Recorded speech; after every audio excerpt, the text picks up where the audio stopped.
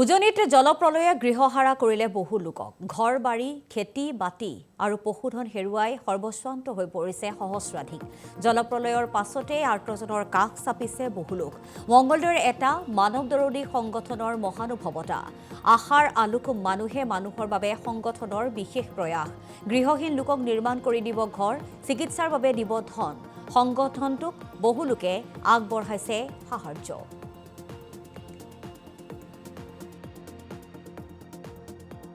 খাৰালোক মানুহে মানুহৰ বাবে দৰং অসম এই অনুষ্ঠানটো 2020 চনৰ 11 অক্টোবৰত জন্ম হৈছিল এই অনুষ্ঠানটোলৈ কোনো চৰকাৰী সাহায্য আমি লোৱা নাই বা অহা নাই আমাৰ ৰাইজে স্বইচ্ছাই দান বৰঙণি দিয়া ধনেৰে আমি বিভিন্ন ধৰণৰ জনকল্যাণমূলক কাম কৰি আছোঁ আৰু শেহতীয়াভাৱে যি শিৱসাগৰ চৰাইদেউ যোৰহাটত বানপানীৰ প্ৰলয় হ'ল তাৰপিছত আমাৰ আলোচনা হ'ল এই আলোচনাৰ ভিত্তিত আমি 28 তাৰিখে তালৈ গ'লোঁ তাৰ আগতে এটা কথা কৈ থওঁ আমি এই বানপানী সহায় কৰাৰ কাৰণে কোনো দোকানে পোহাৰে আমি বৰঙণি বিচাৰি যোৱা নাই কাৰো ঘৰে ঘৰে যোৱা নাই মাত্ৰ আমাৰ গ্ৰুপত বাৰ্তাটো দিয়াৰ লগে লগেই সেই বাৰ্তাটো বিভিন্ন ধৰণৰ ছ'চিয়েল মিডিয়াত উজনিত জলপ্ৰলয়ে গৃহহাৰা কৰিলে বহু লোকক ঘৰ বাৰী খেতি বাতি আৰু পশুধন হেৰুৱাই সৰ্বস্বান্ত হৈ পৰিছে সহস্ৰাধিক জলপ্ৰলয়ৰ পাছতে আৰ্তজনৰ কাষ চাপিছে বহু লোক মংগলদৈৰ এটা মানৱদৰদী সংগঠনৰ মহানুভৱতা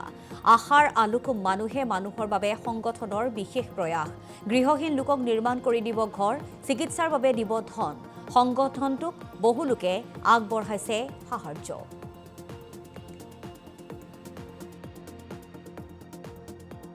খাৰালোক মানুহে মানুহৰ বাবে দৰং অসম এই অনুষ্ঠানটো 2020 চনৰ 11 অক্টোবৰত জন্ম হৈছিল এই অনুষ্ঠানটোলৈ কোনো চৰকাৰী সাহায্য আমি লোৱা নাই বা অহা নাই আমাৰ ৰাইজে স্বইচ্ছাই দান বৰঙণি দিয়া ধনেৰে আমি বিভিন্ন ধৰণৰ জনকল্যাণমূলক কাম কৰি আছোঁ আৰু শেহতীয়াভাৱে যি শিৱসাগৰ চৰাইদেউ যোৰহাটত বানপানীৰ প্ৰলয় হ'ল তাৰপিছত আমাৰ আলোচনা হ'ল এই আলোচনাৰ ভিত্তিত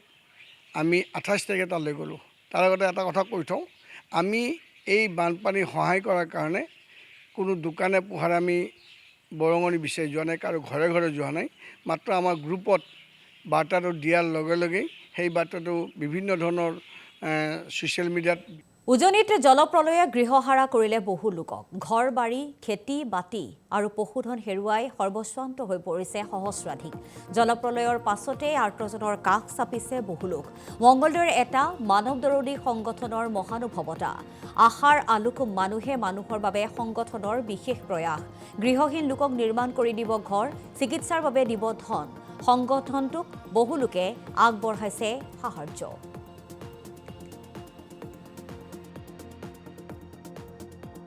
খাৰালোক মানুহে মানুহৰ বাবে দৰং অসম এই অনুষ্ঠানটো 2020 চনৰ 11 অক্টোবৰত জন্ম হৈছিল এই অনুষ্ঠানটোলৈ কোনো চৰকাৰী সাহায্য আমি লোৱা নাই বা অহা নাই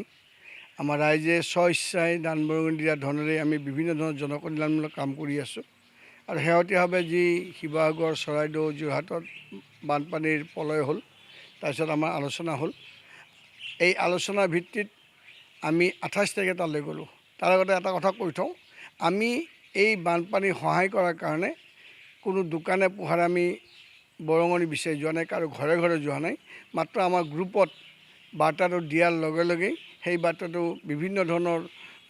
ছ'চিয়েল মিডিয়াত